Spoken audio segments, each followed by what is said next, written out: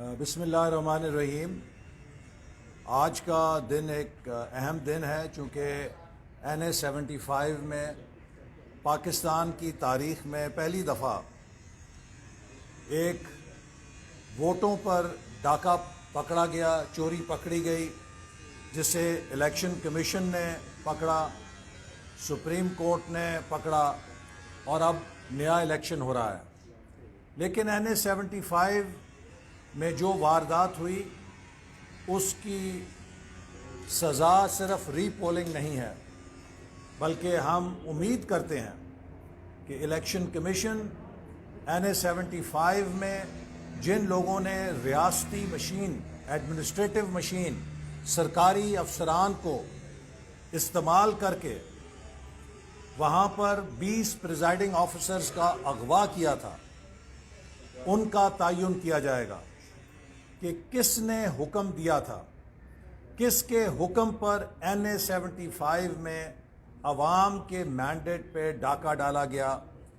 یہ پاکستان کے آئین کی خلاف ورزی تھی، یہ پاکستان کے آئین پہ حملہ تھا، اور وہ سرکاری اہلکار جو کام میں ملوث تھے ان کے خلاف بھی کارروائی کی جائے گی تاکہ آئندہ کوئی افسر یا اہلکار اس طرح کی کارروائی کرنے کا نہ سوچ سکے۔ دوسری بات، میں انشاءاللہ سمجھتا ہوں کہ اب NA-75 کے لوگ آج اس چوری اور ڈاکے کا حساب لیں گے، اور اس کے باوجود کہ وہاں حکومت کے لوگ سر عام اسلحہ لے کر گھومتے رہے، وہاں پہ حکومت کے نمائندے اور سرکاری مشیر لوگوں کو پیکج کا اعلان کرتے رہے اور وہاں پر کھلے عام مداخلت کرتے رہے انتخابی عمل میں، ڈسکا کے عوام انشاءاللہ تعالی آج مسلم لیگ نون کو جتا کر ثابت کریں گے کہ پاکستان کے عوام کا انتخاب مسلم لیگ نون ہے، اس کا اقتصادی ویژن ہے، اور نواز شریف کی قیادت میں جو پاکستان کا خوشحال مستقبل تعمیر ہو رہا تھا، پاکستان کے عوام اس پہ یقین رکھتے ہیں۔ دوسری بات میں جو کہنا چاہتا ہوں کہ 25 مارچ کو سپریم کورٹ آف پاکستان نے پنجاب کے 58,000 بلدیاتی نمائندوں کو بحال کیا تھا۔ یہ ایک تاریخی لینڈ مارک ججمنٹ تھی۔ 2019 میں PTI نے غیر آئینی طور پہ پنجاب کے بلدیاتی اداروں کو برطرف کیا، اور سپریم کورٹ نے یہ حکم جاری کیا کہ ان اداروں کو اسی حال میں بحال کیا جائے جس حال میں یہ برطرفی سے پہلے تھے، یعنی کہ سچویشن کو ایز یو ور کہا۔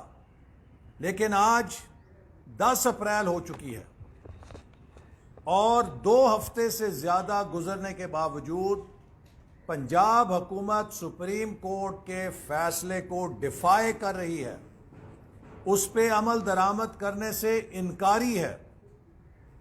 پاکستان میں سپریم کورٹ نے اپنے احکامات پر عمل نہ کرنے کے اوپر یوسف رضا گیلانی صاحب کو وزارت عظمیٰ سے ہٹا دیا تھا۔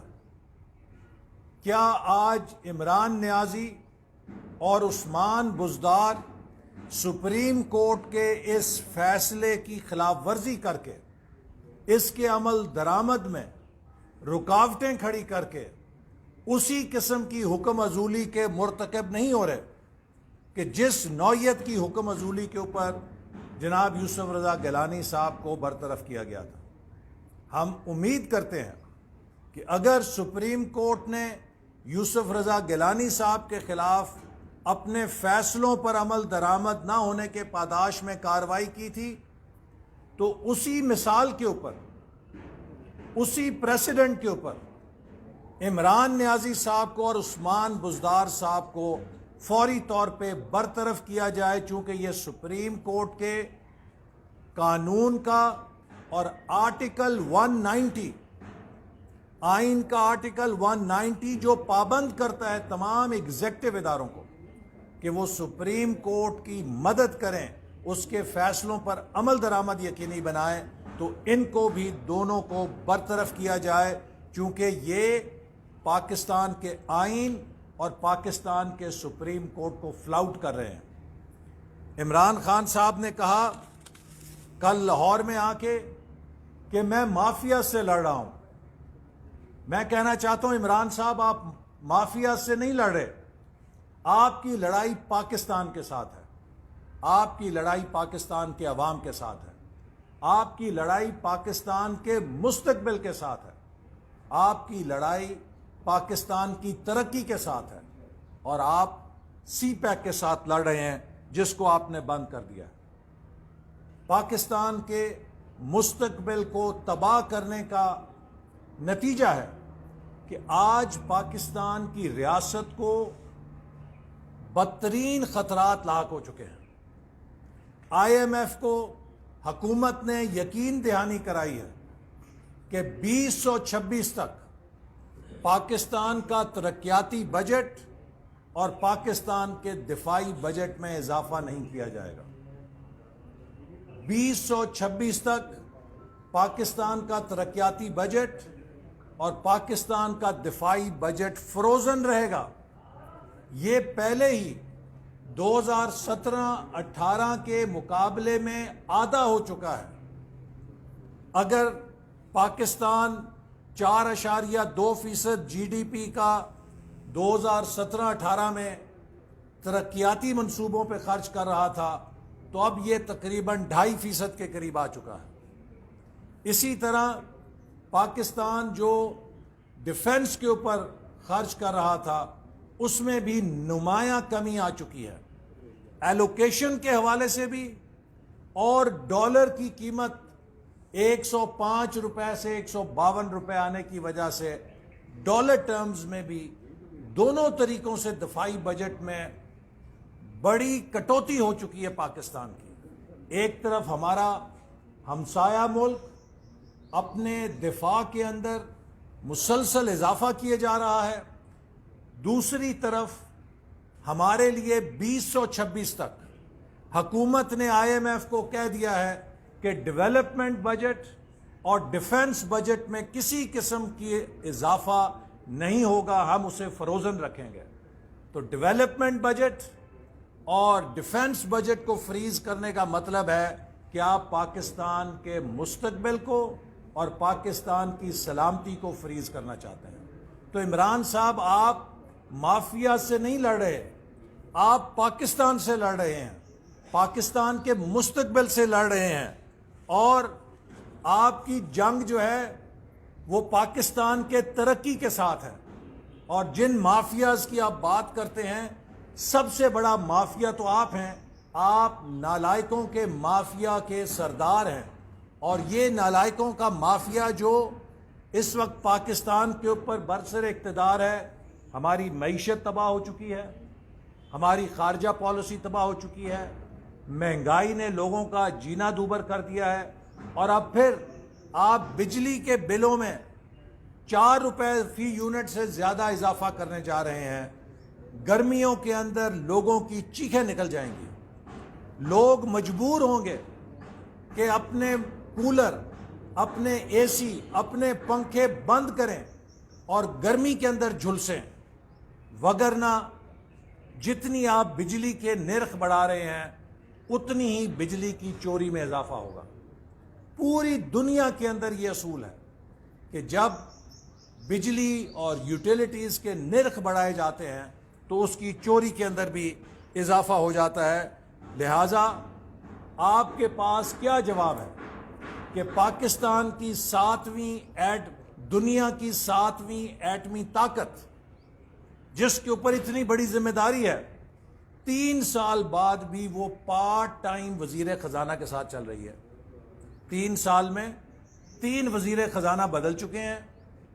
ابھی آپ نے اشتہار لگایا ہوا ہے ضرورت برائے وزیر خزانہ، ایک پارٹ ٹائم وزیر خزانہ ہے جس سے آپ کام چلا رہے ہیں، اور آپ الزام دیتے ہیں پچھلوں کو کہ جی پچھلے خراب کر گئے ہیں۔ حکومت چلانا آپ کو نہیں آتا، ٹیم آپ کے پاس نہیں ہے، یہ آپ کو نہیں پتا کہ ملک کی معیشت کیسے چلتی ہے، آپ نے پاکستان کے اداروں کو ایک ایک کر کے ڈس فنکشنل کیا ہے۔ اور اب جس قسم کی انتقامی کارروائیوں کا سلسلہ اپنے مخالفین اور خود اپنوں کے ساتھ شروع کیا ہے، جس قسم کی انتقامی کارروائیاں آپ کر رہے ہیں، اب لگتا یہ ہے کہ آپ کا آئندہ پروگرام یہ ہے کہ پاکستان کے تمام بزنس شٹ ہو جائیں اور پاکستان کا ہر بزنس مین پاکستان سے پیسہ نکال کے باہر لے جائے۔ آپ پاکستان کے اندر جو انویسٹمنٹ کلائمیٹ ہے، جو بزنس کلائمیٹ ہے، اسے تباہ کرنے کے پیچھے پڑ گئے ہیں، اور جس قسم کی گسٹاپو سٹیٹ آپ بنا رہے ہیں، اس سے ملک کی معیشت نہیں چلتی۔ ملک کا پہیہ چلنے کی بجائے ریورس میں جا رہا ہے، لیکن آپ کو ان چیزوں کا نہیں پتا ہے۔ لہٰذا میں سمجھتا ہوں کہ اس وقت جو سب سے بڑا مافیا پاکستان کے لیے خطرہ بنا ہوا ہے، وہ عمران خان صاحب کی قیادت میں نالائکی کا مافیا ہے، جو ہمارے لیے سب سے بڑا خطرہ بن چکا ہے۔ جو سیاسی مہاجرائی اور معاشی تباہی، یہ دو تحفے ہیں جو عمران حکومت نے دیے ہیں، اور جس ریاست میں سیاسی پولرائزیشن، سیاسی نفرتیں اور سیاسی ٹیمپریچر بڑھ جاتا ہے، بے قابو ہو جاتا ہے اور اس کی معیشت ابتر ہو جاتی ہے، پھر وہ ریاست اپنے وجود کے لیے خطرات پیدا کر لیتی ہے۔ آج دنیا پاکستان کو چین، ملیشیا، بنگلہ دیش، بھارت کی صف میں نہیں رکھتی۔ آج دنیا پاکستان کو نارتھ کوریا کے کلب میں دیکھ رہی ہے کہ یہ ایک ایسا ملک ہے جس کے پاس ایٹمی صلاحیت ہے، معیشت ان کی ناکارہ ہے، سیاسی نظام چل نہیں رہا۔ یہ ایک ٹربل سپاٹ نظر آتا ہے لوگوں کو۔ ہمارا فرض ہے کہ ہمارے پاس جو ایٹمی صلاحیت ہے، اس کے پیش نظر ہم دنیا کو بتائیں کہ ہم ایک مستحکم جمہوریت ہیں اور ہم ایک وائبرنٹ اکانومی ہیں۔ اگر ہم نے اپنی پالیٹکس کو اور اکانومی کو ٹھیک نہیں کیا تو آنے والے دنوں میں پاکستان کے لیے بہت بڑے خطرات ہیں جو امڑ رہے ہیں، جن کا سامنا فوج اکیلے نہیں کر سکے گی، جن کا سامنا کوئی تنہا نہیں کر سکے گا۔ ہمیں ہول آف نیشن اپروچ کی ضرورت ہے، لیکن عمران احمد نیازی صاحب اس ملک کو نفرت اور انتقام کے نتیجے میں اتنا ڈیوائیڈ کر رہے ہیں، اتنا تقسیم در تقسیم کر رہے ہیں کہ آج ہماری قومی طاقت منتشر ہو رہی ہے، اور یہ پاکستان کے ساتھ دوستی کا ایجنڈا نہیں، دشمنی کا ایجنڈا ہے۔ لہٰذا عمران صاحب، آپ لیکچر دینے کی بجائے کبھی خلافت راشدہ کے لیکچر سناتے ہیں ہمیں، کبھی ریاست مدینہ کے مبلغ بن جاتے ہیں، آپ اپنے عمل کی بات کریں۔ آپ نے پاکستان کے اندر 2 کروڑ لوگوں کو غربت کی سطح سے نیچے پھینک دیا ہے۔ آپ نے 20 لاکھ سے زیادہ روزگار پہ لگے ہوئے لوگوں کو بے روزگار کر دیا ہے۔ آپ نے پاکستان کی یونیورسٹیز کو تباہ کر دیا ہے۔ آج فاٹا اور بلوچستان کے طلبہ بھوک ہڑتال کر کے بیٹھے ہیں کہ ہمیں ہمارے اسکالرشپس واپس کیے جائیں جو مسلم لیگ نون کی حکومت نے دیے تھے۔ آپ کے کان پہ جوں تک نہیں رینگتی ہے۔ نوجوانوں کا مستقبل تباہ کر رہے ہیں، غریبوں کو بے حال کر رہے ہیں، مہنگائی سے لوگوں کی زندگی اجیرن کر رہے ہیں، اور کہتے ہیں کہ میں مافیا سے لڑ رہا ہوں۔ سب سے بڑا مافیا آپ کی نالائکی کا مافیا، جس نے پاکستان کی ترقی کو تباہ کر دیا ہے، سی پیک کو تباہ کر دیا ہے، اور 22 کروڑ عوام کی زندگی میں زہر گھول دیا ہے۔ اور انشاءاللہ آج ڈسکا کے عوام شام کو آپ کو جواب دیں گے، اور کراچی میں بھی 249 حلقے کے عوام آپ کو اس کا جواب دیں گے तहरीक इंसाफ के उम्मीदवारों को इबरतनाक शिकस्त दे गए। ऐसा साहब आपने जो बात की पाकिस्तान की सियासत की बात की जाए, आज एक तरफ जिसका का इलेक्शन होने जा रहा है, दूसरी तरफ पीडीएम के हवाले से अवाम ही समझ रहे हैं कि आप पीडीएम की तहलील हो चुकी है या पीडीएम का वजूद अभी तक बाकी है, थोड़ा इस हवाले से रोशनी डालिए। पीडीएम बरकरार है और पीडीएम एक पोटेंट फोर्स है।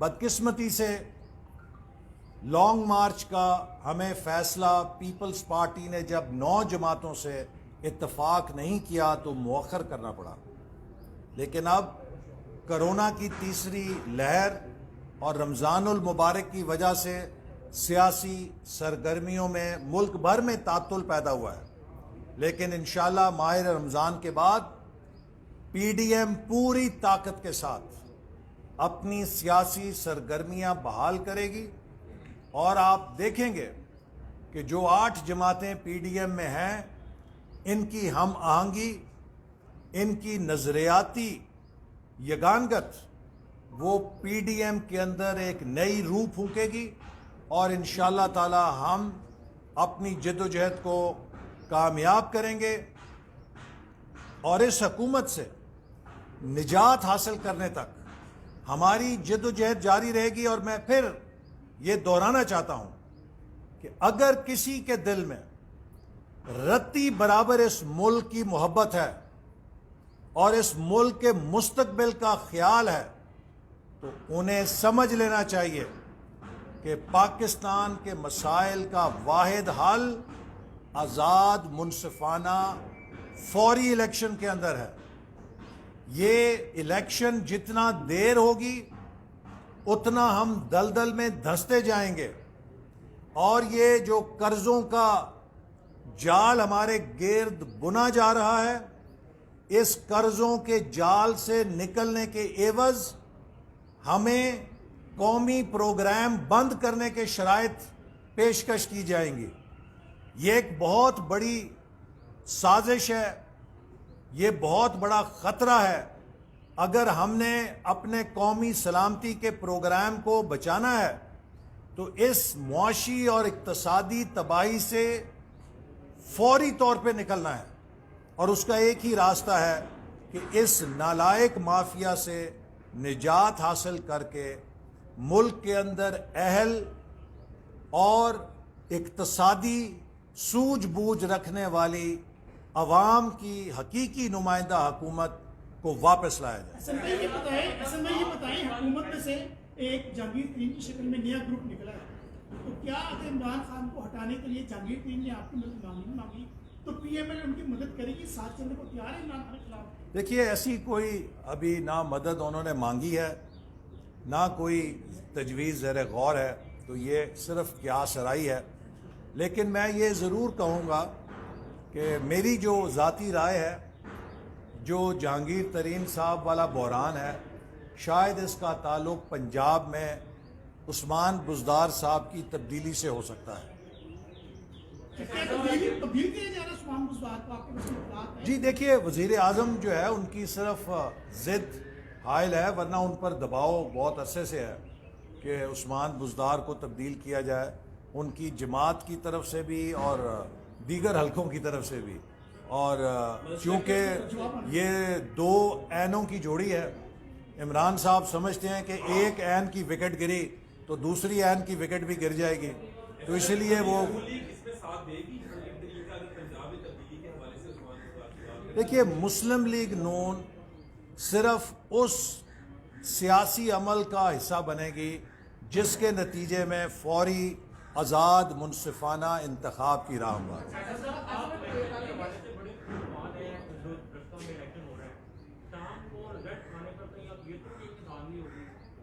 देखिए, मैं समझता हूँ कि आप मीडिया सब कवर कर रहा है और पिछली दफ़ा भी जो वाक़यात और ख़दशात हुए थे वो छुप नहीं सके थे, अवाम को पता लग गया था। तो मैं उम्मीद रखता हूँ कि जितने सरकारी मुलाजिम हैं वो अपनी ड्यूटी पेशा वाराना अंदाज से अदा करेंगे, चूँकि ये एक बहुत बड़ा टेस्ट केस है। अगर कोई सरकारी एहलकार पीटीआई का कारकुन बन के किसी किस्म की धांधली یا انتقامی کارروائی میں ملوث ہوگا تو میں اس بات کا پہلے اعلان کر چکا ہوں کہ انشاءاللہ تعالی ہم کل کو حکومت میں آئے تو ایک کمیشن تشکیل دیں گے اور اس کمیشن کے ذریعے ایسے سیاسی اہلکار جو سیاسی جماعت کے اہلکار بنے تھے اور انتقامی کارروائیوں میں غیر قانونی انتقامی کارروائیوں میں شریک تھے انہیں سرکاری ملازمتوں سے علیحدہ کر کے پی ٹی آئی میں شامل ہونے کے لیے آزاد کر دیا جائے گا۔ آپ یہ سمجھتے ہیں کہ پیپلز پارٹی کی جو ہے پی ڈی ایم کی راہیں جدا ہو رہی ہیں، کیا نون لیگ ان کو منانے کی کوشش کرے گی یا پیپلز پارٹی بالکل علیحدہ ہو جائے گی؟ دیکھیے پیپلز پارٹی نے اپنے مستقبل کا خود فیصلہ کرنا ہے، وہ کوئی نو مولود نہیں ہے، اور میں صرف یہ بات کہوں گا کہ پی ڈی ایم کے ساتھ پاکستان کے عوام کی توقعات ہیں۔ جو بھی جماعت پی ڈی ایم سے راہ جدا کرے گی اسے اس کی بڑی بھاری سیاسی قیمت ادا کرنی پڑے گی۔ پیپلز پارٹی جو ہے وہ آپ ہمیشہ پیپلز پارٹی کو کرتے ہیں لیکن ہر بار دھوکہ ہوتا ہے، آپ کوئی نئے دھوکے کے لیے تیار ہیں آپ؟ دیکھیے، نہ کوئی ہم سے دھوکہ کر سکتا ہے نہ ہم دھوکہ کھاتے ہیں۔ ہم کوشش کرتے ہیں کہ پاکستان کے اندر تمام جمہوری قوتوں کو ملک میں آئین کی حکمرانی کے لیے اکٹھا کیا جائے اور یہ تمام جماعتیں مل کر اس ملک کے نظام کو ٹھیک کریں۔ اگر کوئی جماعت اس کاز سے یا اس مقصد سے پیچھے ہٹتی ہے تو وہ ہمارا نقصان نہیں کرتی، اپنا ہی نقصان کرتی ہے۔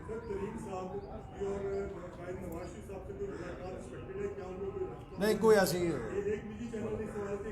ایسی ملاقات نہیں۔ سر یہ بتائیں اقبال صاحب، یہ بتائیں کہ آپ کا اور پیپلز پارٹی نے درار جو پڑی ہے پی ڈی ایم میں وہ استعفوں پہ تھی، وہ استعفے نہیں دے رہی، وہ لیب سے کام لے رہی ہے۔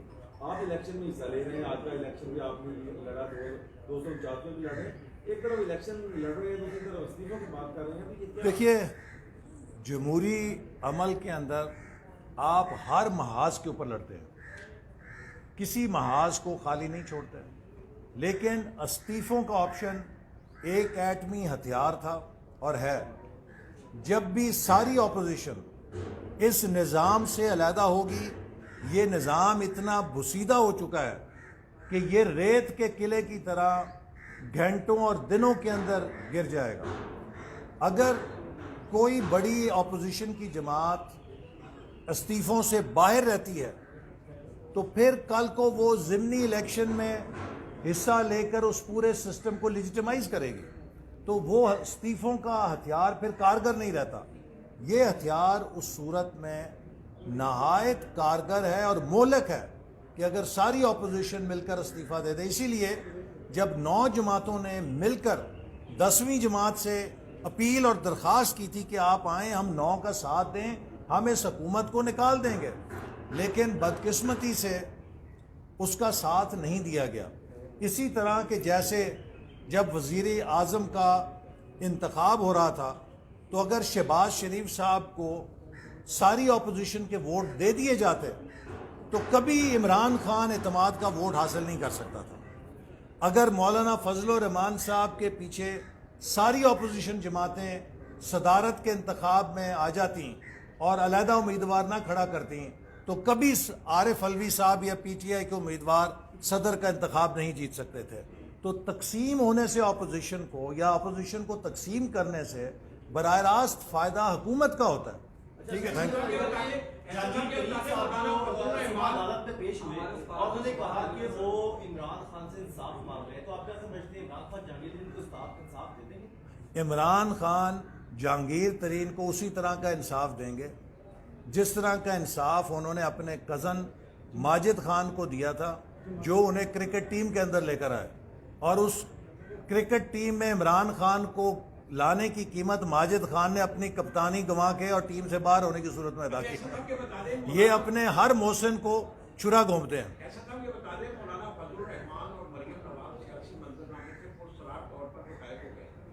نہیں، دونوں موجود ہیں، دونوں کی طبیعت ناساز تھی، لیکن اب مریم صاحبہ کی طبیعت بہتر ہے، انہوں نے اپنی سرگرمیاں شروع کی ہیں اور انشاءاللہ امید ہے کہ وہ جلد کراچی کا بھی دورہ کریں گے. بتائیے گا کہ نون لیگ اکثر فوج کو تنقید کا نشانہ بناتی ہے، لیکن آج آپ نے فوج کا بجٹ کم کیے جانے پر تشویش کا اظہار کیا نون لیگ سمجھتی ہے کہ دیکھیے، فوج کا بجٹ بڑھایا جانا چاہیے؟ مسلم لیگ نون فوج کی دشمن نہیں ہے.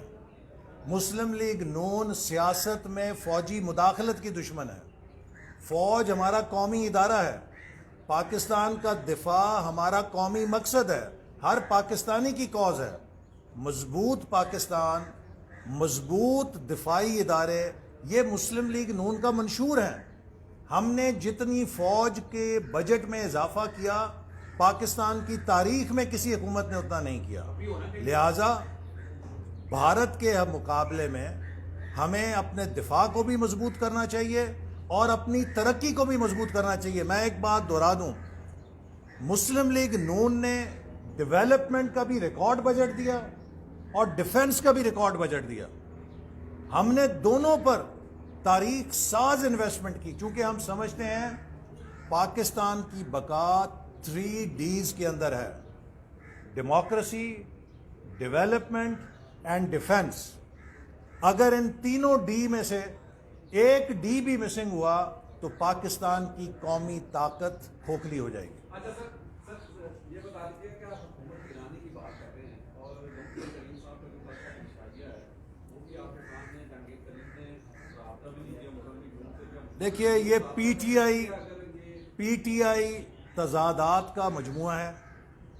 یہ بھانمتی کا کنبہ ہے جسے 2018 میں ادھر ادھر سے پکڑ کے لا کے اکٹھا کیا گیا تھا کیونکہ مسلم لیگ نون کو نکالنا مقصود تھا. اب وہ تضادات ابھر کے سامنے آ رہے ہیں اور آپ دیکھیں گے کہ وہ وقت دور نہیں کہ جب پی ٹی آئی اپنے اندرونی تضادات کے نتیجے میں شکست و ریخت سے دوچار ہو جائے گی. بہت شکریہ جی.